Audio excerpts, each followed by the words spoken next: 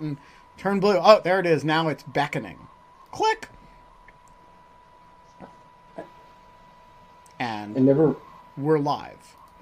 It is Thursday, September, I said April 30th, 2021. I don't know why I said April. It kind of like got an April-y feel to it. 5:01 p.m. And I want to talk about free software. Ooh. Because for a number of months, I have been, as many of you know, every day ripping the audio of the YouTube video of In Lieu of Fun and posting it on Acast as a podcast.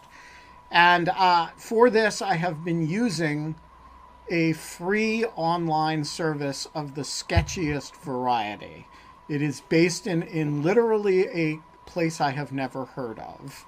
And I want to just to A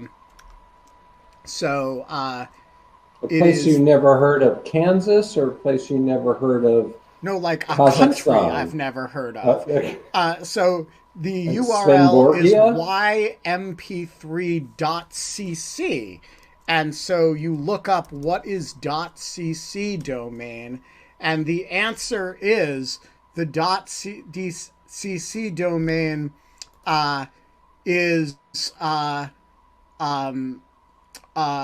the Cocos or Keeling Islands, which is an Australian territory that I Oh, had good. literally never heard of I, before. That sounds I, legit. I have not. I've never heard of it either. Yeah, so So And he's I've an been using international law person. I've yeah, been but using a what service what are in the odds Keeling that? Islands Yeah. to produce the In Lieu of Fun audio. And I was a little bit nervous about it, but my audio engineer, the estimable Ian Enright of Goat Rodeo, assured me that it works just fine. And I had no evidence that it was grabbing all my data and sending it straight to the joint task force of the People's Liberation Army and the FSB. So I used it until the other day when all of a sudden the audio component, my audio podcast host, began rejecting the MP3 files produced by this. And you may have noticed this. There were a few days where I posted the In Lieu of Fun audio, and it went up, and I tweeted out that it was there, and if you clicked on it, there was no audio file. And that was because Acast was rejecting the Oh files yeah, produced by Michael Fromberger asked me about this. He was like, "Why isn't the Acast?" Oh, okay, interesting. yeah. And so and it took me a few days to notice. And then it took me another couple days to figure out why it was happening, which was that all of a sudden, this creepy Keeling Island based company was producing MP3 files that Acast couldn't read. And so I sighed a sigh as though the weight of the world were on my shoulder, which at that moment it was, because there were all of these people who wanted to listen to In Lieu of Fun, and they couldn't do it because I was failing to rip the audio of the YouTube of In Lieu of Fun. And by the way, if you had said that sentence 20 years ago, you might have been have been speaking Keeling Islandese. So I said, I think I know the solution.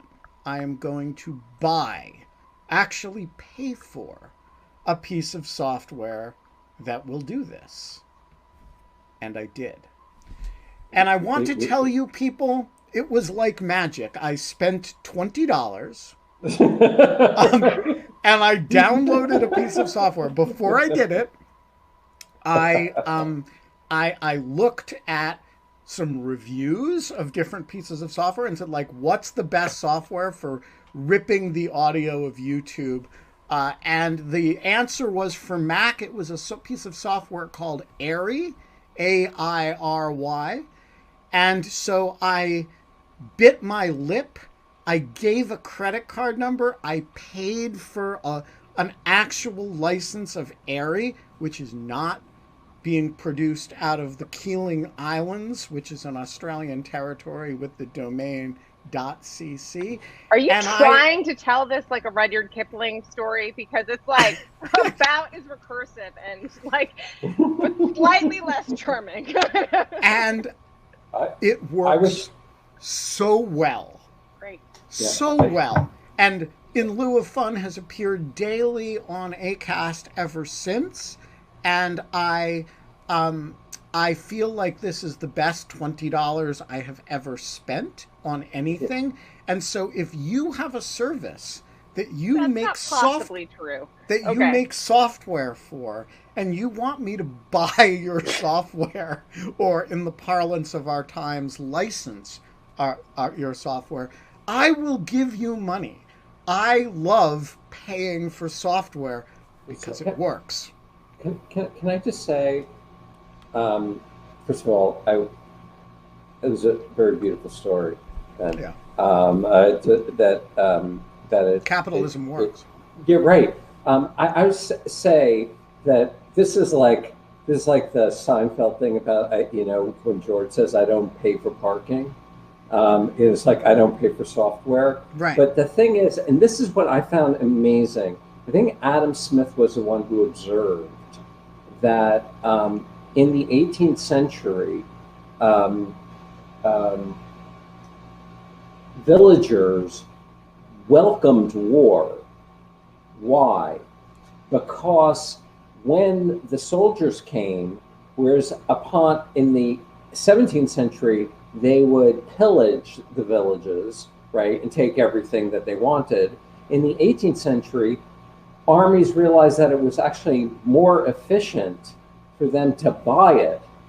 Oh, I thought you were going to say make them download like MS-DOS. No, that's exactly how I feel right now. I'm like the general who figured out, gosh, if I pay people, they give me software that works. Right. This is so. It actually turns out that like markets, like in certain circumstances, they really are efficient. Yeah. And that what you're paying for is like the repose from knowing that you're going to actually get something that does what you want it to do. And from there, Scott, it is one small step to forever war.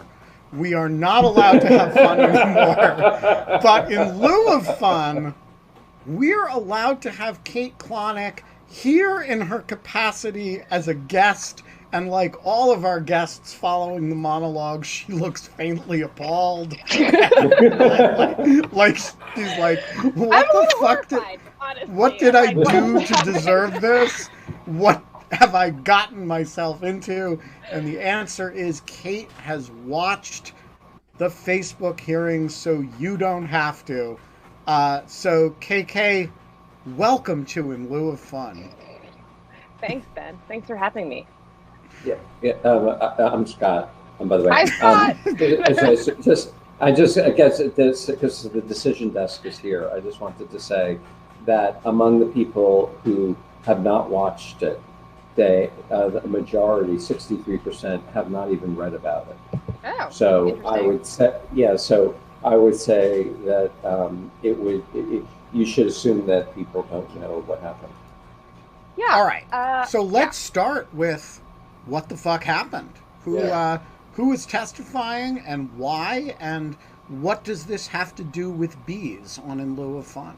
Yeah. Okay. Well, that is an interesting connection. So, what does this have to do with bees? Let's start there. There is 2 weeks ago, on Monday, like 2 weeks ago, I think it was. Yeah, 2 weeks ago exactly. There was something called the Facebook Files that was released at the Wall Street Journal. It was a series of 5 stories. I know that there's going to be more stories coming in it. That was done primarily by Jeff Horowitz, who's been on the show. You might remember him from one of Ben's all-time favorite episodes in which... No, my absolute even is Scott's breaking in the show is with his PowerPoint is my second favorite episode. My all-time favorite episode is when we had Jeff Horowitz, Wall Street Journal tech reporter, on to talk about content moderation and Facebook, and he shows up in front of a hive of bees with multiple hives of bees. He had 8 beehives, which he opened without protective equipment on the show, and had video. He literally had a video of his car with 10,000 bees in it. Yeah, just flying around in the car. I don't know if you've ever. That's seen amazing. If you've never seen this episode, it's just one of the best. So I met Jeff years ago. We've known each other for a long time now. And one of the reasons I like Jeff is because he's a little loony, but like in like the best, most interesting way. And one of the first things that we kind of bonded over was like animal husbandry things, and the fact that he illegally drove into the state of California with with multiple hives of bees in the back of a U-Haul, and then but he also goes. That's like one part of the story, but the other thing is that he goes and will when there's like communities of people who keep bees, and he does bee rescue, and they do like bee rescues and evacuations when like a hive gets too big and one of the queens moves and like the whole hive goes with her, and there's all of a sudden I don't know if you've ever seen pictures of it, but there'll be like a tree branch that is just like a ball of bees like around it, that is just like around this like queen that has decided to like go off and start a new hive. And in those types of situations, the bees are typically pretty docile, and you can go in and like get the queen because she's so much bigger and very easy to spot. And if you take the queen, you can just like basically like literally kind of gently like throw the bees into a box, and they'll also just follow her if you put them in. And then like a wave. Yeah, it's kind of crazy. And then so Jeff did this once, but then he put the box and he sealed it and he put it in his car to drive like 25 miles home. And in the middle of this, like the bees just kind of like got out of the box. And so he in DC. Yeah, and so he was that is incredible. And he like showed us these pictures that he took of like his entire dashboard and like all around, like I'm just like. And he had to drive the car home like that. He's just driving calmly.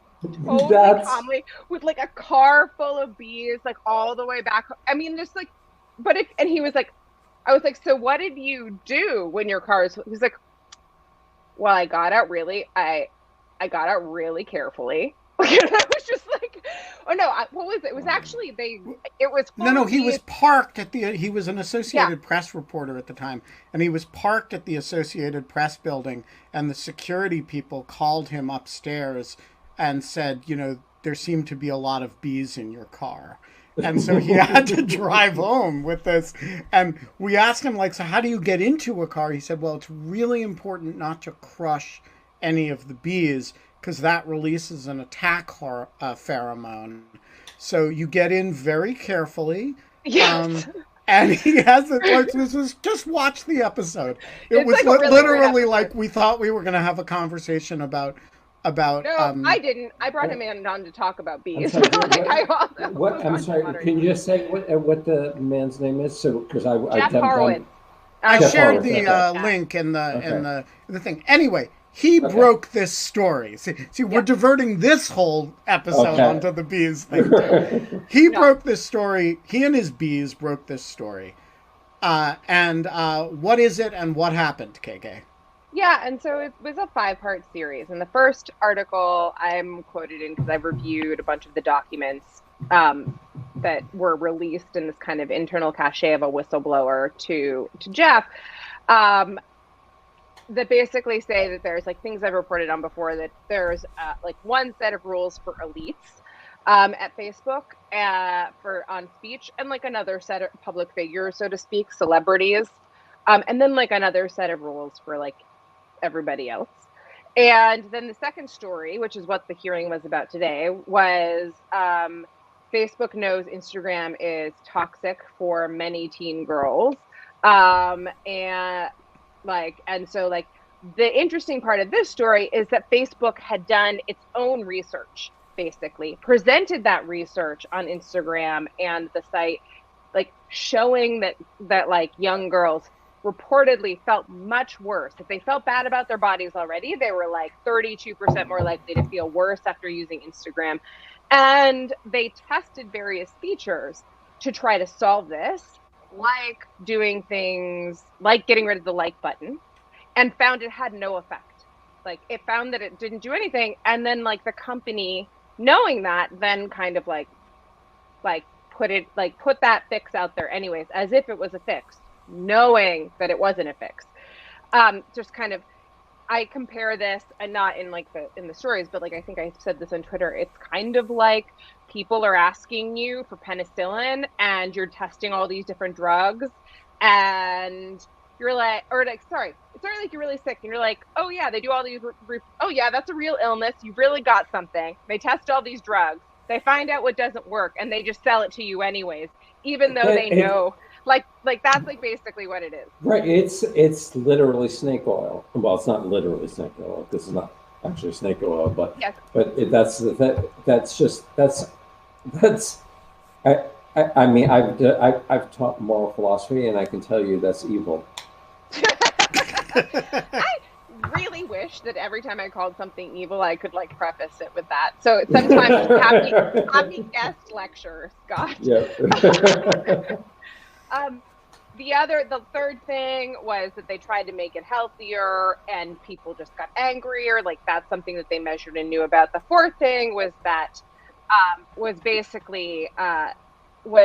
and this is something in particular that people that work in civil society on these issues knows all too well, which is that like basically they put a lot more money into solving problems and people and content moderation in the United States than they do everywhere else in the world, which is funny considering only 7% of users are in the US of all of Facebook. So that's just kind of, and I have a piece coming out in the New York Times tomorrow that says like, but you might want to wonder about why it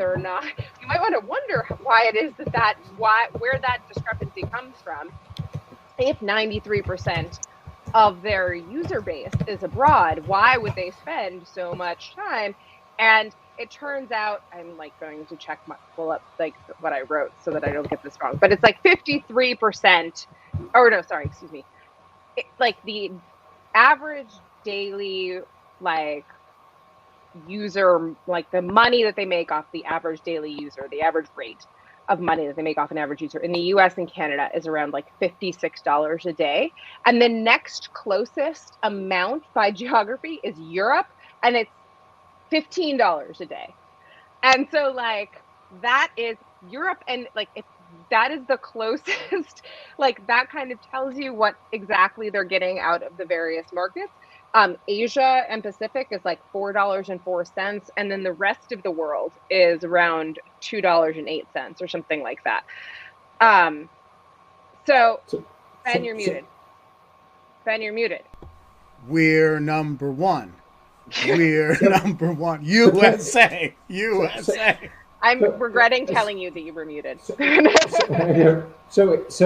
Kate, maybe you were going to get to say this, but is the idea then that they put so many resources in the United States because that's their revenue base, and yeah. Is that the idea? Like that, those numbers that you should be careful because those numbers don't prove anything, but they show you where the incentives are for the company, right? Like that's right, they're not like proving that this is, and I think that they probably actually, in fact, invest more in content moderation than the proportion of those numbers would suggest, right? In global areas, but it is still not like anywhere near what is needed for a lot of the other parts of the world that are so dependent on Facebook. So that was the fourth story, and the fifth story was basically about misinformation and COVID and how it contributed.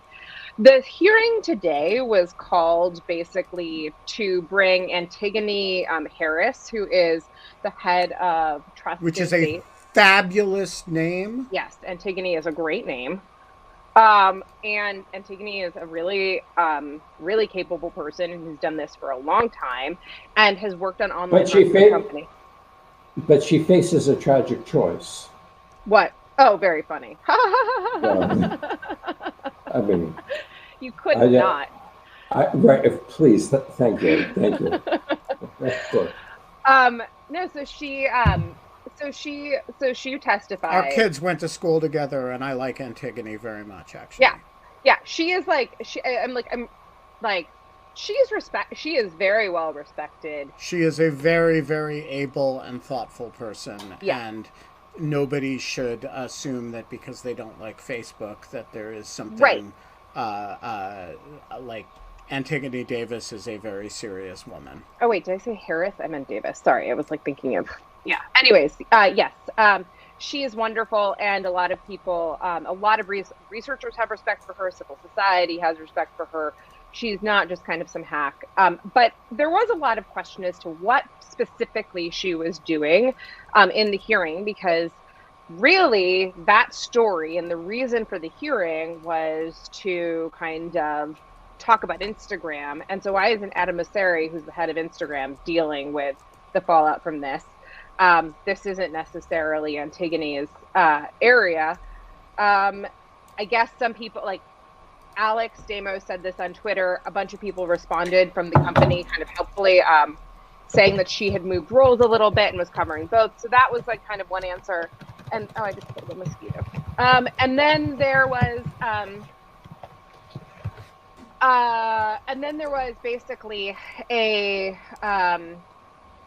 okay, so now there's a hearing. Sorry, this is like that's where we are. There's a hearing about this specific thing. Can I just say, like as a general rule, when it comes to certain things around what people get really freaking agitated about and what drives people to suddenly do something and to thump on their like Bible or stand in front of a square with their Bible upside down or like whatever the fuck, is basically like kids being hurt. It's like just like I don't want to be cynical about it, but in like politicians love like you're never gonna, it's just like something that politicians love to do, I feel like. And if you look at the history of kind of like, as a free speech enthusiast, if you look at a lot of the regulation that has like been aimed at kind of curbing speech in order to protect like children, there is a lot of justification around like we have to protect the youth, we have to like protect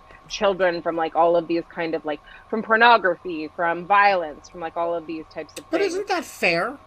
I mean, why was I mean, yes, like, but like children are the most vulnerable component of society, and they are and there is a constituency that is devoted to exploiting them, and any new technology that has speech potential will be used to harm them in some way. And so there's a kind of like you know, when you have something, like you have to think about how to use it, and just like when you have a car, you have to figure out how to build a child seat so that kids can use it safely. There's kind of like something you're going to have to do to make sure that kids are protected in the context of it.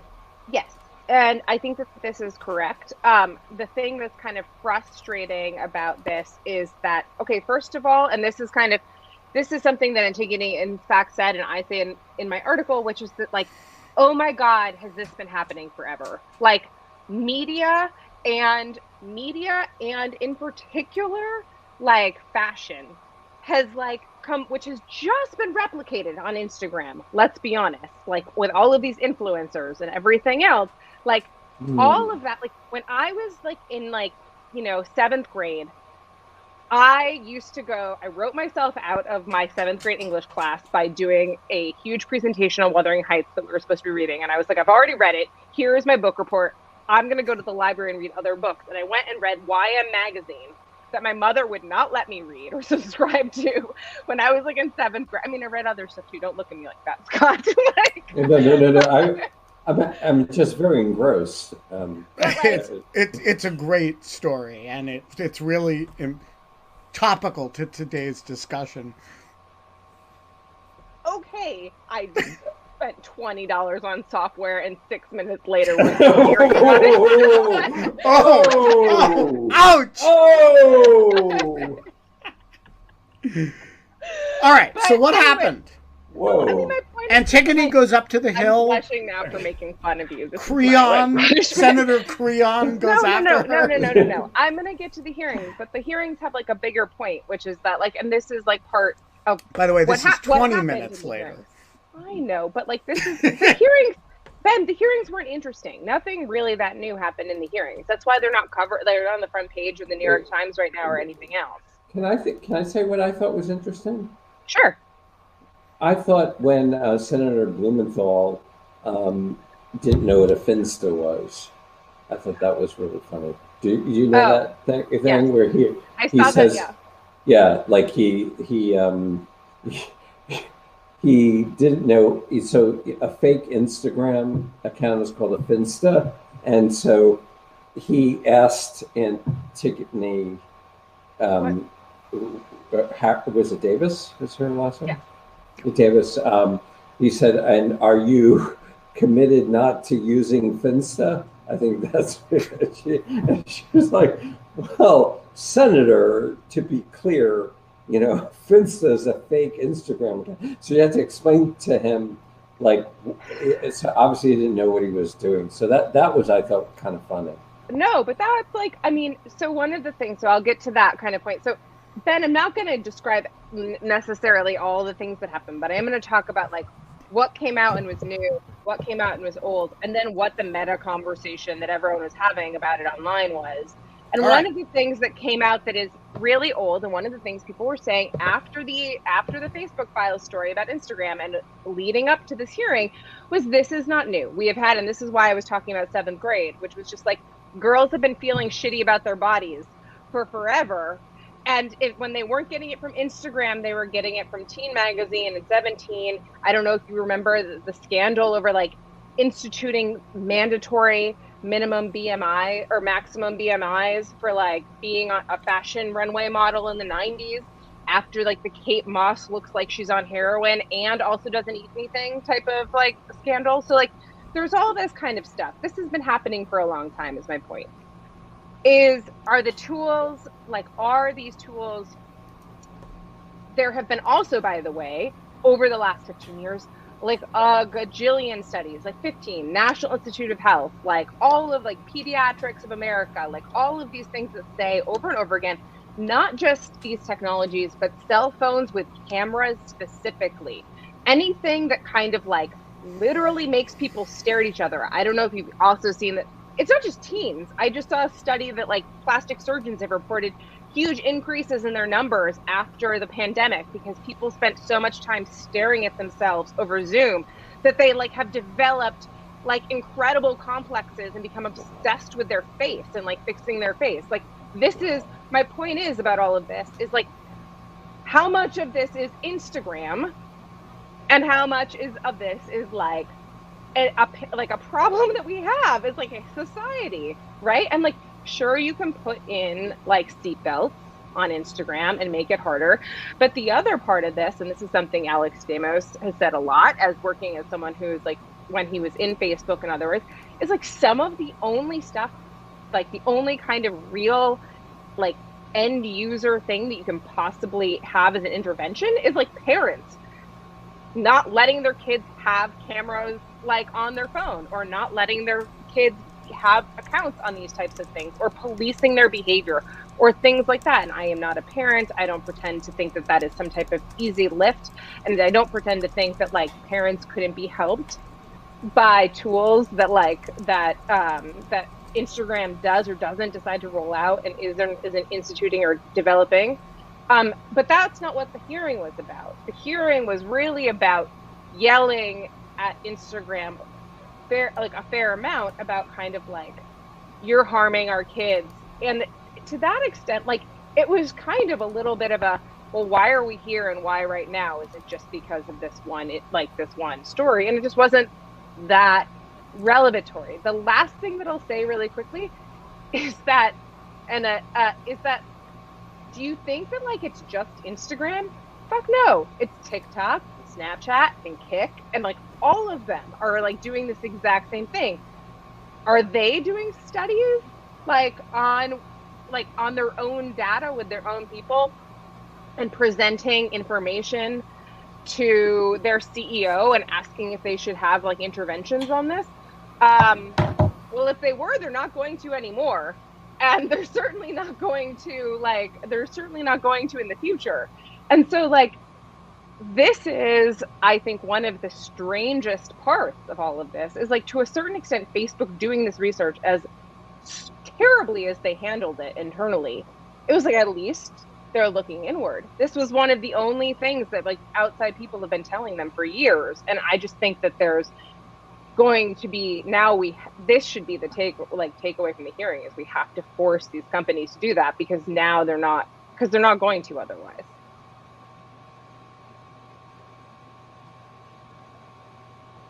You're muted, Ben.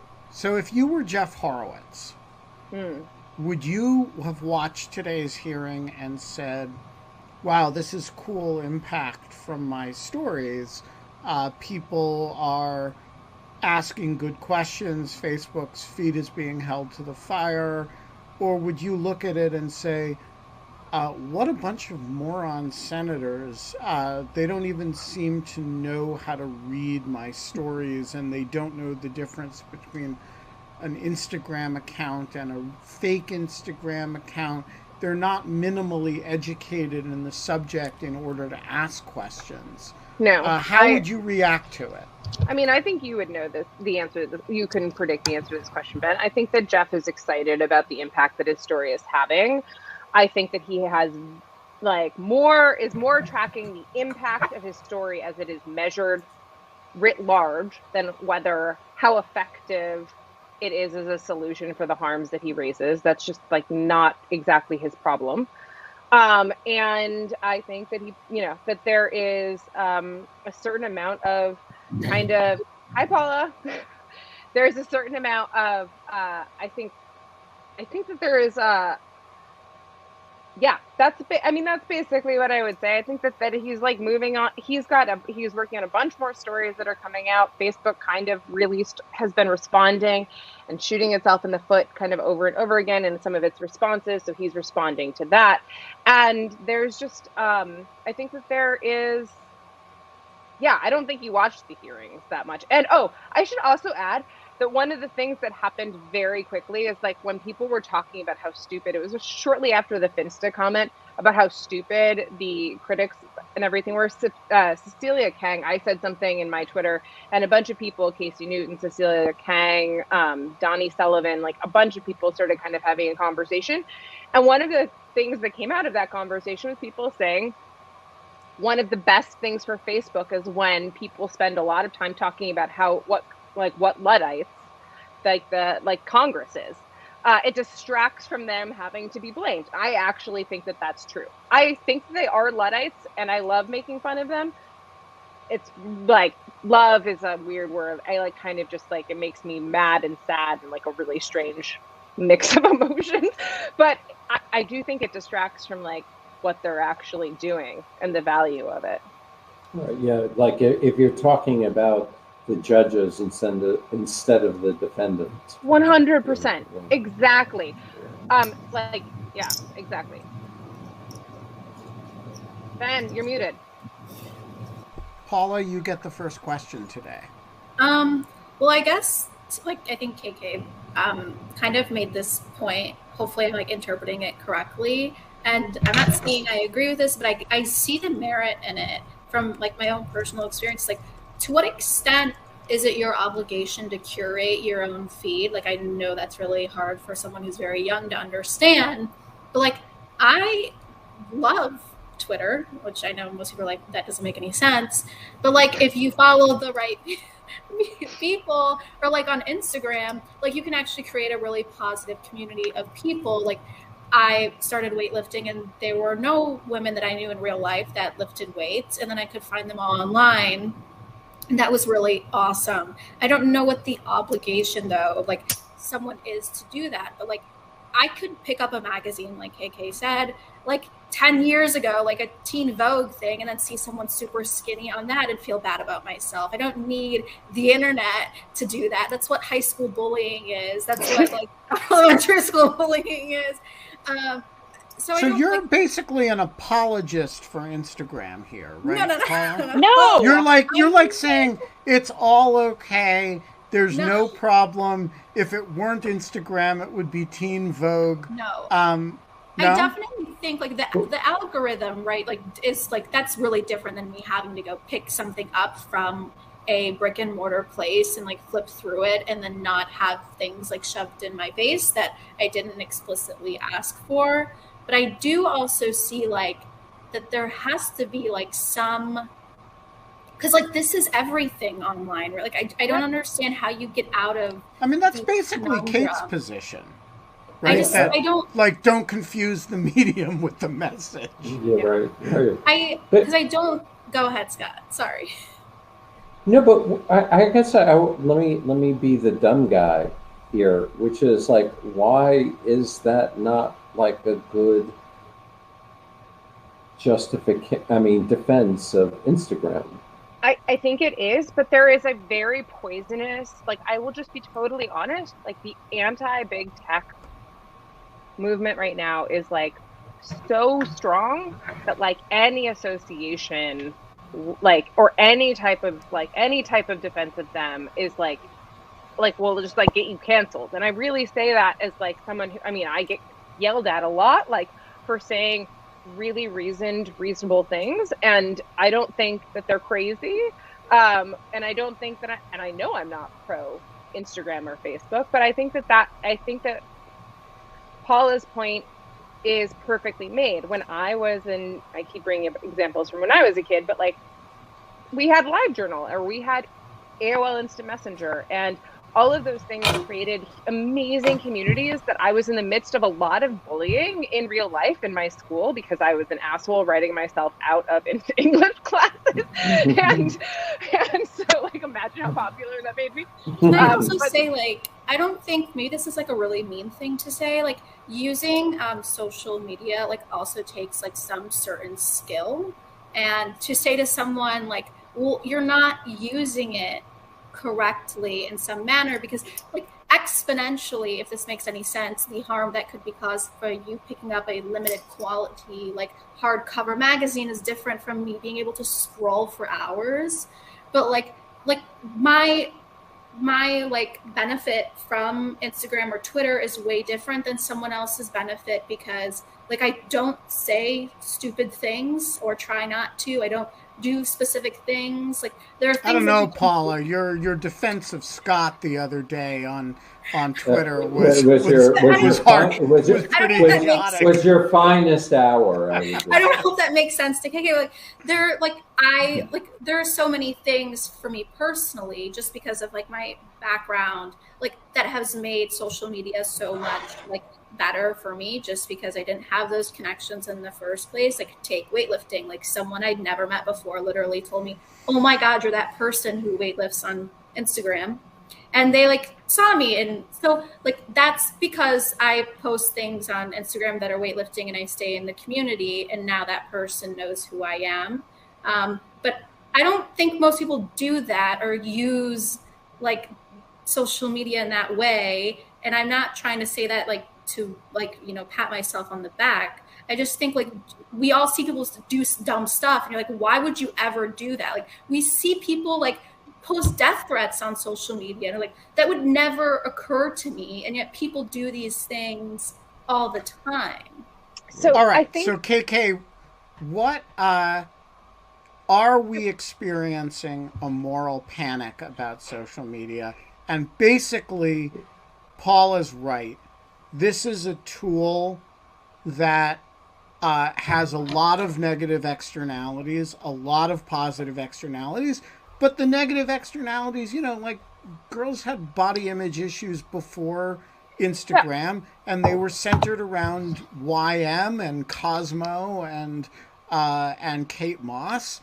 And And basically, what didn't happen before was that kids like Paula, as young weightlifters, would be able to create communities of young female weightlifters. The body image issues are the constant. The creation of positive communities around whatever you're interested in are not, are the non-constant. That's the it's a yeah. I mean, basically, yeah. I mean, like, and Mark Zuckerberg, basically, like, you know, we all like to hate Facebook and Instagram, but basically they're offering opportunities to do that, and it's not the net negative was already there. The net positive is big. I mean, basically, at some point in like the Facebook files, there's a quote from Zuck saying something very similar to that. Like, there's all these positive things and we're not measuring them and blah, blah, blah. I think that that's true, probably, right? I also think, though, and I really want to like make sure that I'm not misunderstanding this, I think Instagram, as kind of like Paula points out, like the infinite scroll, like the constant availability of content, the interactivity of it versus reading a 16-page magazine and then picking up another 16-page magazine and like moving on, that like it creates a volume and an intensity that is much more significant. So I don't want to downplay this. Like I mean, I almost never, like, I don't think this is a moral panic, but I do think that we are getting a little bit out over our skis about what the problem is and the best way to fix it. And I think that one of the better ways to fix it is to be better at measuring these things and include the good along with the bad. And I just like think that it is incredibly one-sided to just look at, you know, Instagram is bad for teen girls and not look at the fact that like kids that are living in Iowa in like the middle of nowhere and are gay in their schools, like now find other people online that are gay and have communities with them. And the decentralized nature of the internet basically brings these people together in ways that would, like, before you would have suicides when kids realized that there was something wrong with them, or like, all types of stuff. But you wouldn't, but interestingly, there wasn't a particular product to link the suicide to. But now the kid posts suicidal ideation on Facebook or Instagram. It's become a very deceptive but for cause. It is not like it is a choke point. It's like it is a bot, but it is not like the only one. Facebook or like, and it is a problem. And like, we're very upset and it's causing harms, but like we could really, like, as a society be so much, I think, in a much greater position to solve these if we kind of recognize that and took some steps forward and like maybe recognize that some of it might not come from regulation. Some of it might come through like other means, like maybe Section 230 or like reform. How did you come to be such an apologist for Facebook and Instagram? Well, Facebook wants to be regulated, right? Because Facebook wants to be regulated because it can absorb all the costs of regulation, and its smaller competitors certainly can't. So, like, I mean, it's the Philip Morris effect. Yeah. All anyway. right. So James Puckett, whom I'm unable to bring on screen, asks the other side question, which is, what are the chances that Facebook can legally and will be broken up? You are currently writing an antitrust paper on Facebook. Are they the AT&T of our era? Great question. Do not answer that, because then they will not buy the article. Oh. I had a talk with Jonathan Rauch once after he was on the show, and I said I was writing like an article, and he was like, how much are they paying you for that, just if I can ask? I was like, nothing. Like, absolutely nothing. That's right. My mom would always, when I was starting, they'd say, oh, have you published anything? I said, yes, I published 2 things. They said, how much they pay you? And I'd say nothing, or, and so one time, I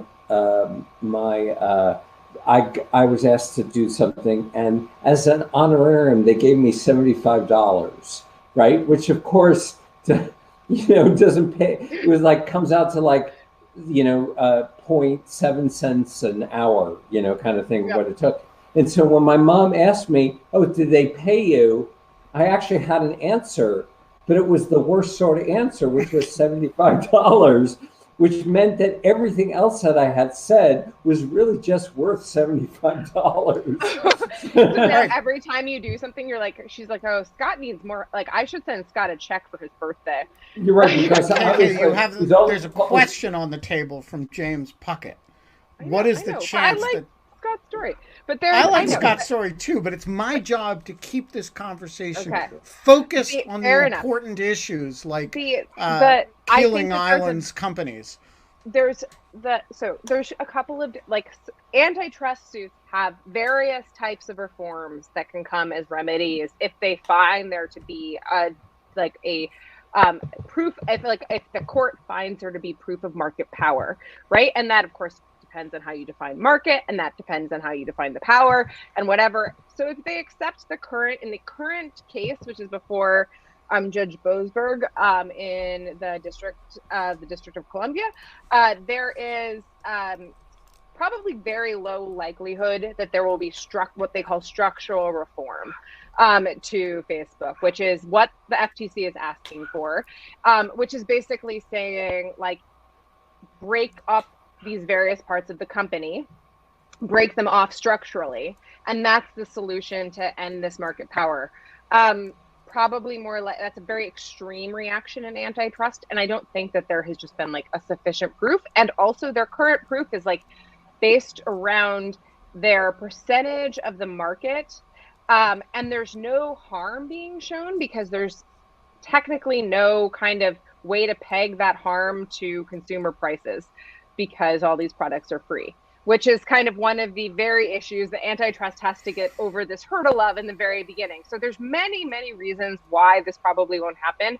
But even if there is some type of agreeing that this is beyond kind of, there's just it's probably unlikely the answer will be break them up. John Hawkinson. All right. The table is yours. Oh, well, I'm going to just roll over onto the floor. So I kind of want to object to the basic errors in Ben's monologue, and in part because they fall in areas of my domain expertise. And that's why yes, go ahead. No, go ahead. And this relates to Facebook in that it's about basic internet literacy. And I don't want to say that Ben is like a senator or even a representative, but I just don't know. So, just to be clear, the domain name has nothing to do with the origin of the service. The .cc people, they sell their name out because people like to have domain names that end in .cc, and it's cool. And the software Ben happened to pick is actually an even worse, far bigger literacy problem, because it turns out that there is good free software that solves this particular problem, and there are websites that basically mooch off of it and scam it and turn it into a service that they're not responsible for. And even worse, YouTube is an evolving target. It changes on a weekly basis. So software that downloads reliably from YouTube has to update super frequently, and that makes it a very different problem than a lot of other kinds of software problems. And so the software that Ben happened to pick, if it's super reputable, maybe it'll be working in a couple years, but probably not. Whereas the dominant free software for this, which is YouTube-DL, and it has a bunch of forks, it actually works great. It's super frequently maintained. There's a new version a couple times a month, and it actually is the best tool for this. And so Ben is kind of recommending the wrong lesson here. I'm not sure how you can tell when this is the case and when it isn't, other than just go read reviews. But I don't know. That's what concerned me with the monologue. So all right. So I want to, in defense of the monologue. I don't know why. In defense of the monologue, the purpose of the monologue at the beginning of the show is not to guide product selection. It is to amuse the audience and to see if the speaker can talk for 3 to 5 minutes straight without a lot of that, and to approach our inner Mike Pescas. That is the purpose. And so if you confuse that with product recommendations, I'm afraid you may have missed the point. oh, I understand the monologue is supposed to be funny, but I also worry that people take away the wrong message. And so I don't know how to react. Okay, I will think all substantive points made on today's monologue are hereby retracted. The mood, tone, and everything other than the substance of the monologue, I stand by completely. How's that? Thank you, Mr. Wittes. What's clear to me is that Kate's a shill for Instagram, Facebook. Ben's a shill for big software, and I speak the truth. You're a shill for Moral inclusive legal philosophy. positive. Exclusive legal positive. Exclusive. You always legal bring it positive. up, and it's actually kind of hilarious that you're not kind of yourself. You're like, I'm joking. Hi, Ev. Nice to meet you.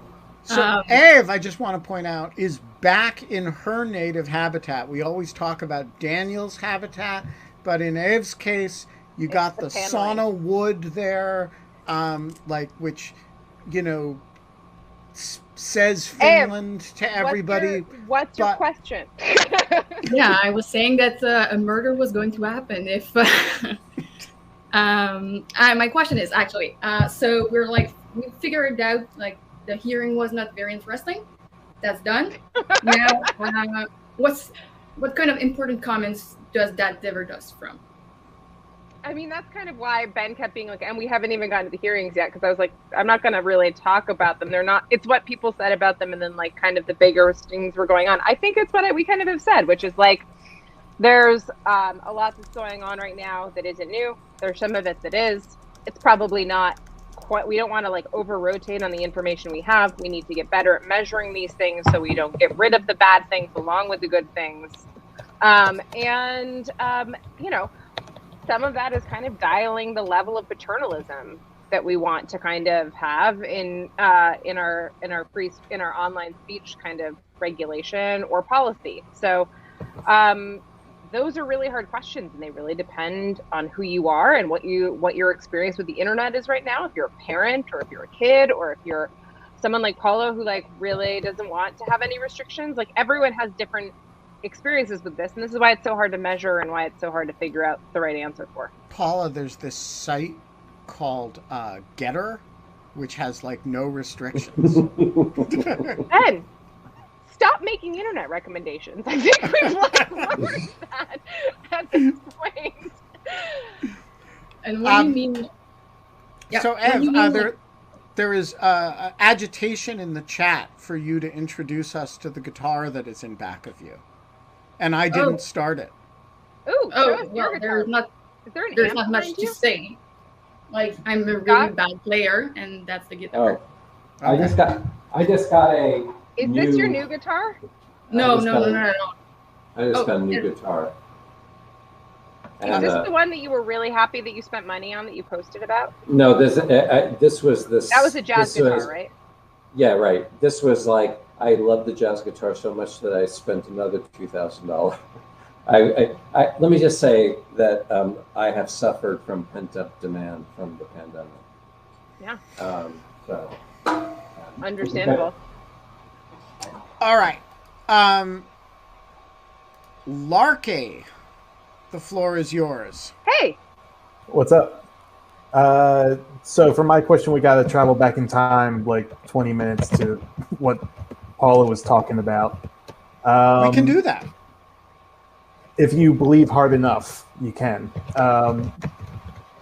So I guess my question is about this, Instagram research, and is the thing that's separating these sorts of discussions from other moral panic things, that there is research?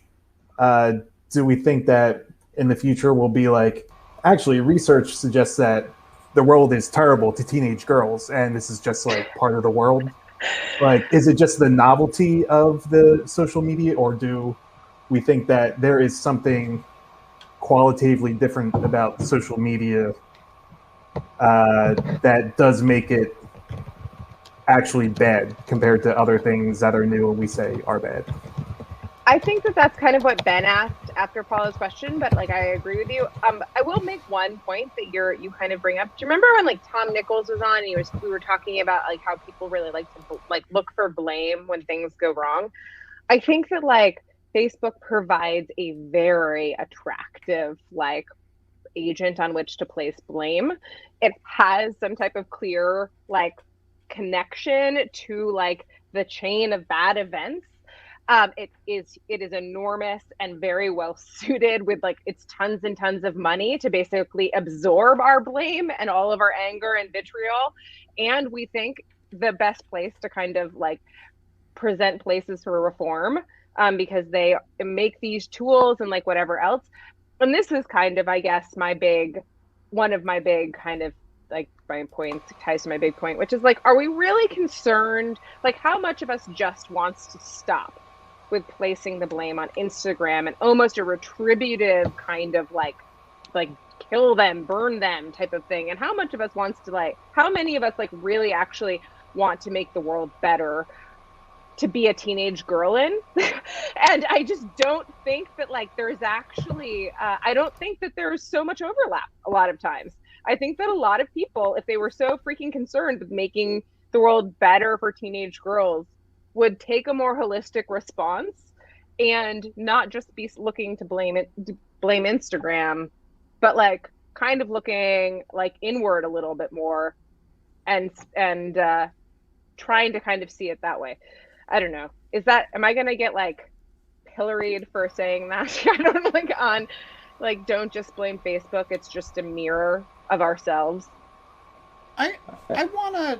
A fat mirror, if it's Instagram. So I agree with that to a large degree, but I think there is a complexity, a difference between Facebook and a mirror. Like, so like, if you compare Facebook to what came before, which is, you know, Cosmo and YM and 17 magazine, right? They published once a month or once a whatever, and they had editors. And yeah, this is my point about like pure volume and like scale. I completely agree. There's a speed thing. Yeah. That I think is we have not figured out what we think of. Did people get into bicycle accidents when they tried to travel from place to place? Yes, but like they weren't. Yeah, but the bicycle accidents didn't single out teenage girls. Well, no, I was going to say they weren't nearly as bad as when we invented cars, and then like, you know, like we got much worse accidents, and it was like had a different kind of scale and like kind of impact. And I think that there is like, yes, we're going faster. There's more of it. It's all around all the time. And like, I think that there is more harm. I'm not saying that there isn't. I'm just saying that like, these are, yeah. Yeah, I mean, so you can very well say that like, don't blame Facebook, Instagram. They're just using technology that was built, and they're making money off it the way in which other people have made money off of the printing press and various other things. It's just that they're so awful. That is that they just lie. It's so true. Gutenberg, we don't have a single recorded instance of him lying. Right. And then like saying we're going to try to do better. We're not going to print that stuff anymore. Only Bibles from here on in. Yeah, I mean the thing is like just the bullshit that Facebook, you know, feeds everyone. You know, we're really just trying to create community. We're just trying. I mean, and the kind of rapaciousness, you know, like the kind of the phrase that comes to mind when I think of these. Something like Facebook is that, you know, pigs get fat, hogs get fat, pigs get slaughtered. Is that there's a way in which like there's like a constant grasping at everything. Now, of course, this is market pressure, but they're not wearing it well in the way in which something like Google, you know, has been.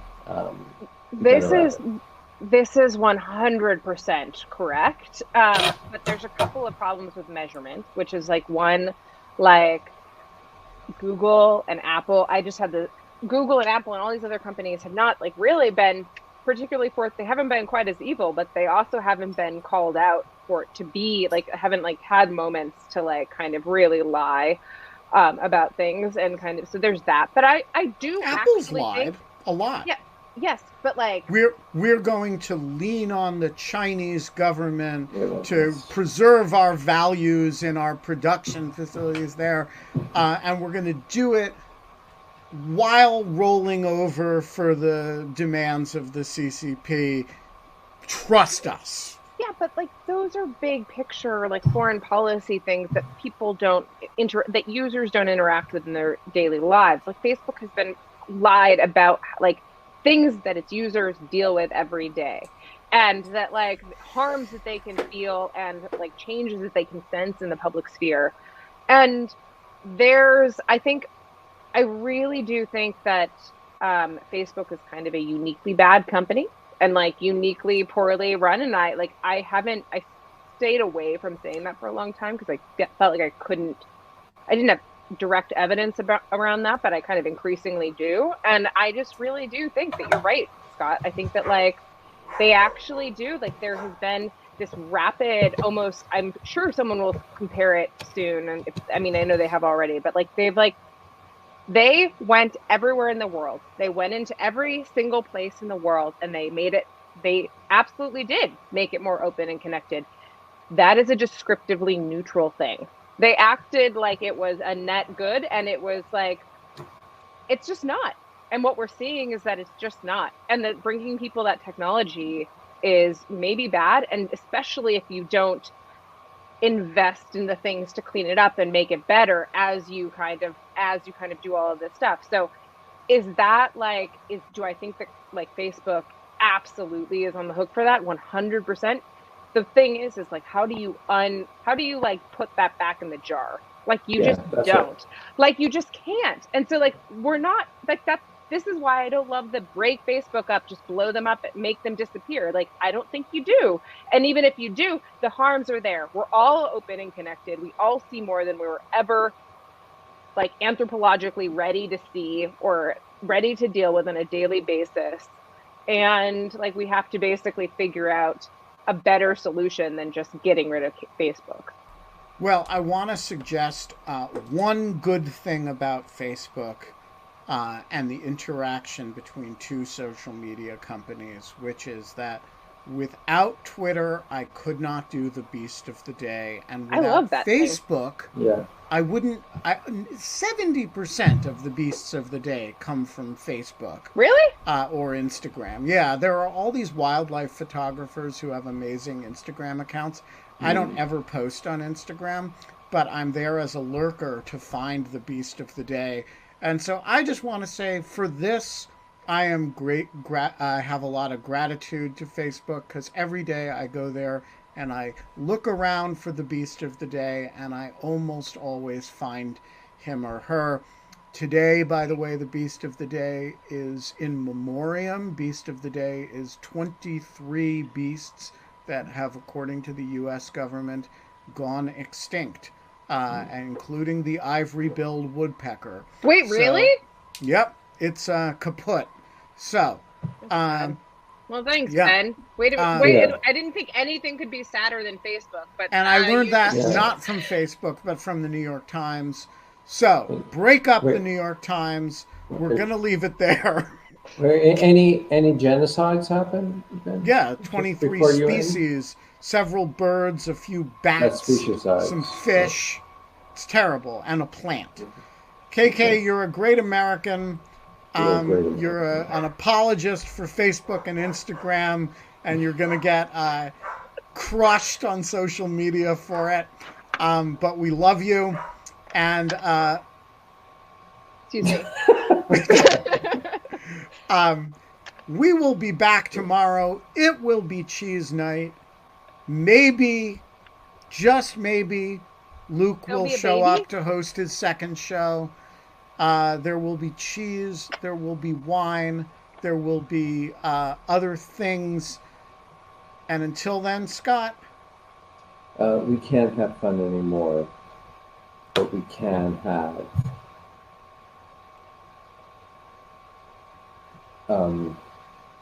A lot of guitars. No. I had Want to do a something really, better? I had a really good one. What were we just talking, Ben? What were you just talking about? I don't remember. That requires taking myself more Ivory-billed seriously than I woodpeckers? do. Bird Oh, extinction. no, but we Beast of can't the day. have. We can't. We can't have Right. ivory wood. Right. Okay. We Okay. can't. That's right. That's what. That's what. This is what the it worst was. sign-off we've ever done. Ever since Kate, like, remembered, like, learned the trope of the sign-off, we've been on a roll of getting this right, Scott. Yeah, no, I was just saying, I was actually, I thought the Beast of the Day was going to be the right thing, and then when I completely froze. Oh, so you were going to do, we can't have fun anymore, but we can have, we thanks can't to have the Instagram, the Beast of the Day. Exactly. All right, say But that then- now. Okay. It's not too late. Okay, can you edit this out? Okay, it'll all be 22 hours and 54 minutes from now. And until then, Scott. Ben, we can't, and Kate, we can't have fun anymore, but we can have the Beast of the Day derived from either Instagram or Facebook. Yeah. And I just We're also came up not with that allowed on to the have spot. ivory-billed woodpeckers anymore. Ben, don't ruin it. See you tomorrow, guys.